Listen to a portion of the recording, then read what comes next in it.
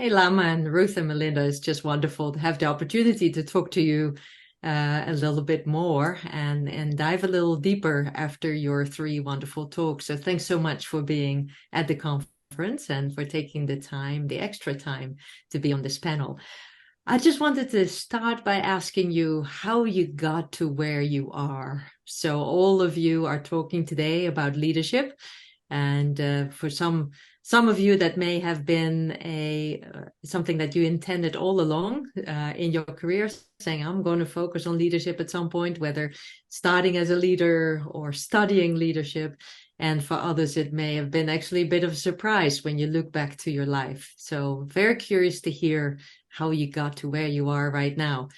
Lama, would you like to start? I'm in academia, and it's a challenge to be in academia, and because you go through difficult steps, whether we're talking about promotion or tenure, and it's really difficult with kids and being in the Middle East, where we face a lot of exclusionary structural barriers that prevent women from contributing to the economy, and where the economic participation of women in the workforce is extremely low. It's the lowest in the entire world. I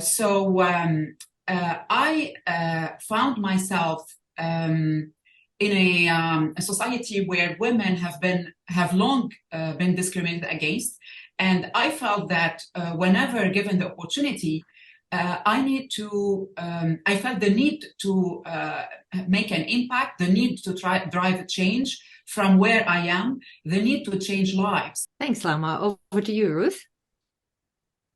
Well, my story is a little bit different. I had my career in medicine before I moved into investing and philanthropy, and there were a lot more women in the space. So, in the obstetrics and gynecology field, many of my peers were women, and I think that what led me on a leadership path was when I was first given the opportunity to be chair of my department, and I'd never really considered doing anything like it before. And frankly, I went home and talked to my mom about it, who was a very successful consultant. And I said, I really like what I'm doing every day. Who needs it? It's just a headache to take on a leadership role. And she yelled at me. She said, don't ever say no when somebody's offering you an opportunity to have a more interesting professional life and to help others and just be supportive of others.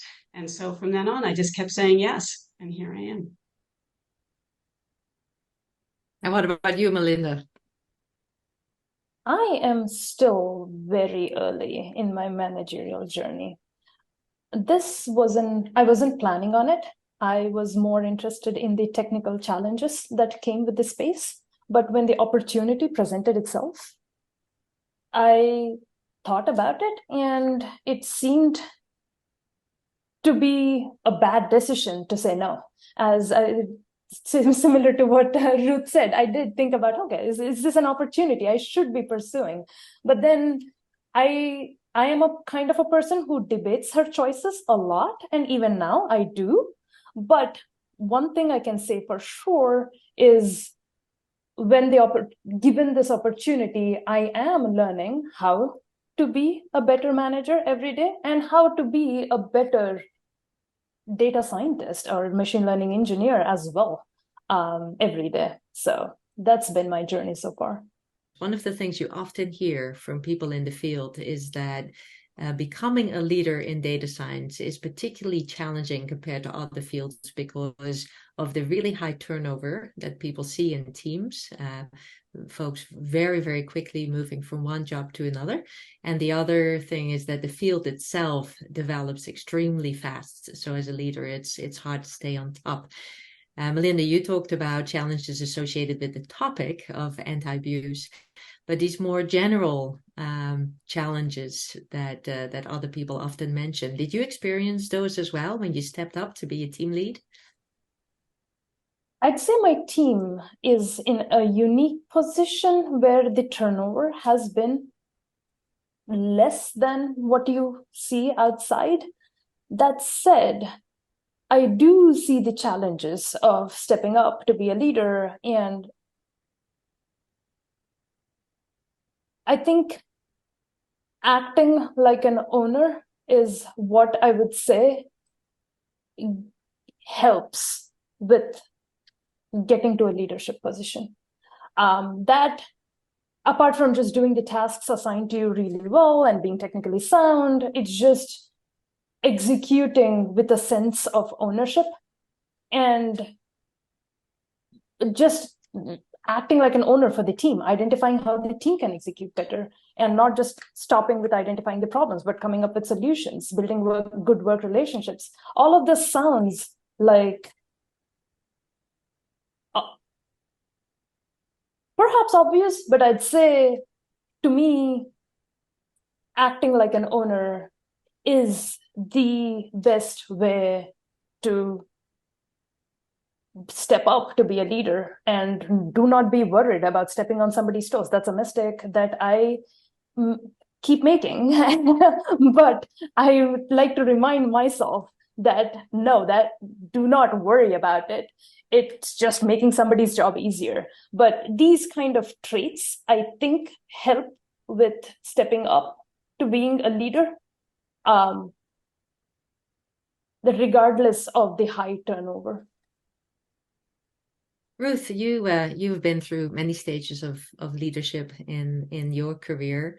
Looking back on your career, what were the hardest transitions for you, and why? It's a great question. And one of the things that we uncovered in our research for the book, The XX Edge, is that women actually excel in leadership and in decision making, not in spite of their lived experiences, but because of their lived experiences. And so in my career, both in medicine and being an executive at Kaiser Permanente, and now in my role at Tara Health Foundation, I think when I started my career, which was quite a while ago, the presumption was that you're supposed to leave your personal life and the problems that you're dealing with at home or in society, at home, and you don't bring them into the office, and you try and conform to the standards that in general men have established, the norms. And actually what I think is really clear is that when we do bring our personal lives and our lived experiences to bear in our decision making in whatever field we're in, that there's better solutions, that you can't ignore our lived experiences and how relevant they are to the problems or the data that you're working with. And so whenever capacity in my career, I think I've learned that actually, especially if you're trying to develop a more inclusive team and mentoring, that you can't ignore what's going on in the rest of your lives, that it's actually quite relevant. What about you, Lama? Well, I would like to follow up actually on your question, Margot, to Milinda. What is your advice to those women who aspire, young women who aspire to be leaders? In the MENA region, in my talk, I discussed the birthing pipeline, which is the disparity between the high graduation rates for women in STEM fields in the MENA region. Women graduate at more than 50%. The highest graduation rate in STEM fields globally. However, when it comes to their actual participation in the workforce in those STEM fields, it is about 10%. It's the lowest globally. So this disparity that I explain I explain in my talk is referred to as the bursting pipeline. The main issue with women joining stepping up as leaders in STEM field is the company's culture. So my advice to those young women is to carefully examine the company's culture before deciding to join to have a certain career at a certain company and step up the career ladder. It's important to work in organizations that are committed to diversity, equity, and inclusion. It's important to have this institutional commitment to support women so that they can grow, they can succeed. It's important also to network with other women, to have a mentor throughout their career, someone that they can refer to for help when making important decisions. And I want to tell those young women who aspire to be in a leading position, do not be afraid to take on a leadership or a development opportunity, no matter how difficult or how daunting this may look. Great, thanks, Lama. So one of the things that I found so interesting in both Ruth's talk and your talk, Lama, was that you've been studying women leadership from a quantitative point of view also. So in other words, you're putting data into this discussion. And both of you point out the ability of women to really make significant differences. Have you found that putting some numbers behind this and really showing the data and showing the evidence is starting to make a difference in the perception of women as leaders, or do we still have a long way to go?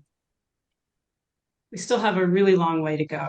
The data is overwhelmingly supportive that women in particular and diversity in general powers outsized performance. But there is a bias in the world that still holds women back. And I think, it's interesting in medicine, once there was good evidence, good science, we know that it takes on average 17 years before practice actually changes. And we think that's probably not unrealistic now that we have such good evidence around performance for diverse teams and women in particular, that it's going to take a while to break down those norms and to overcome bias.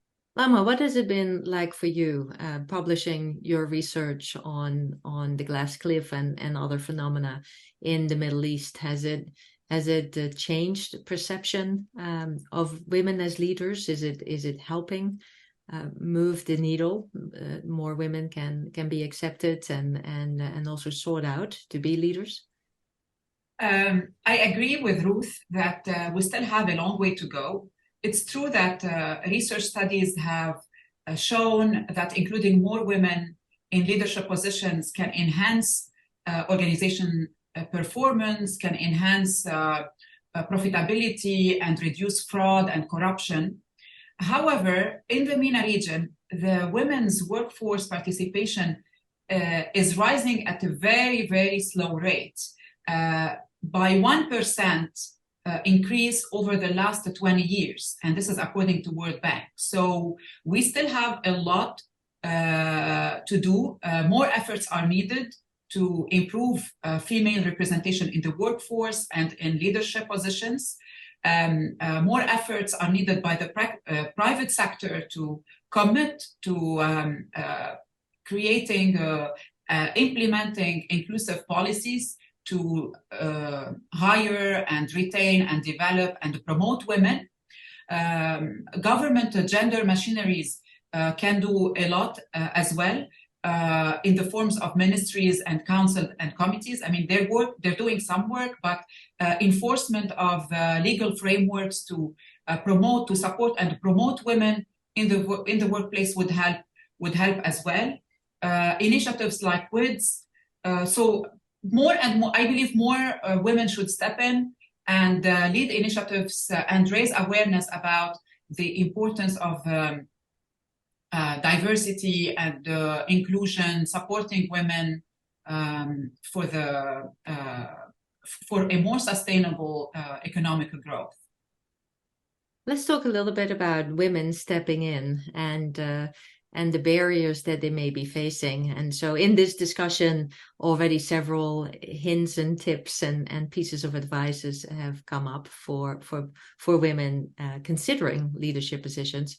But I'd like to just pay a little bit more attention to it. So I'd love to start with Milinda. You have most recently taken that step. And when you think back 6, 7, 8 years ago, maybe when you were still a student, what sort of advice would you have liked to hear that would have helped you prepare better?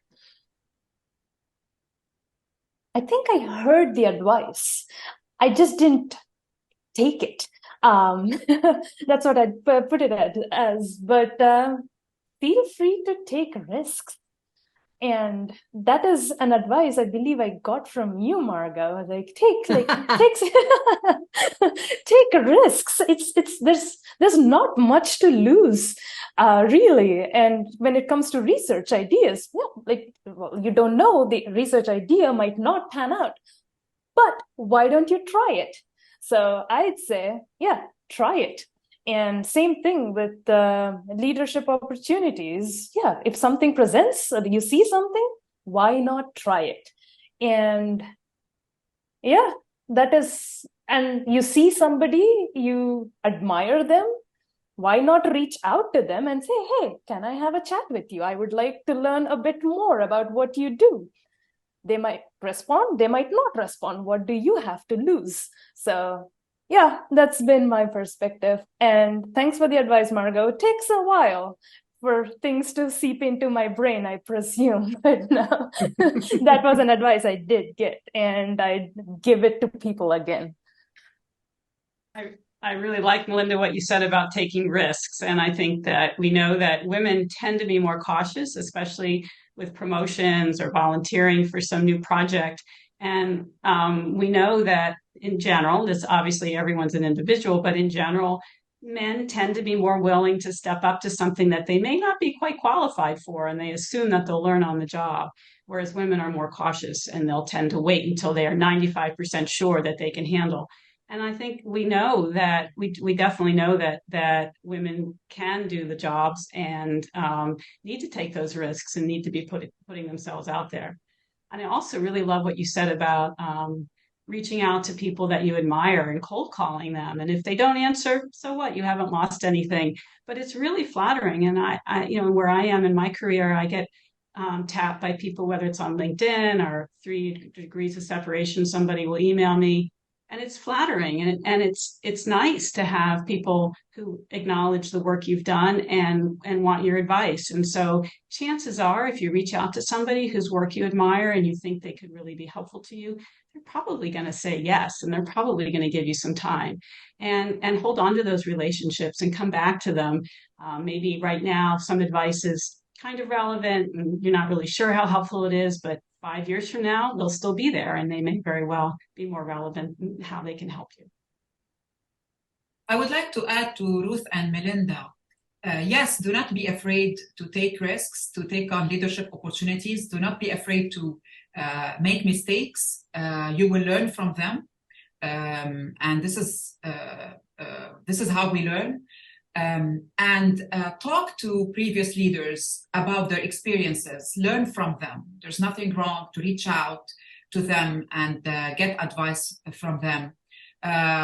Also, it's important to find a mentor that will help you navigate difficult times, difficult decisions, making tough decisions. This would help as well.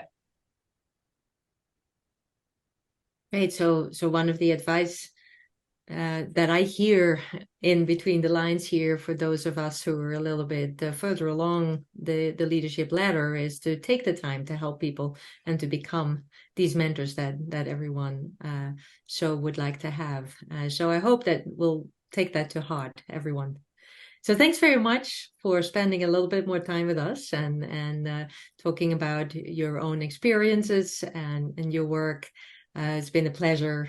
Lama, Ruth, and Milinda from the East Coast, the West Coast, and Lebanon. Thanks very much for joining us.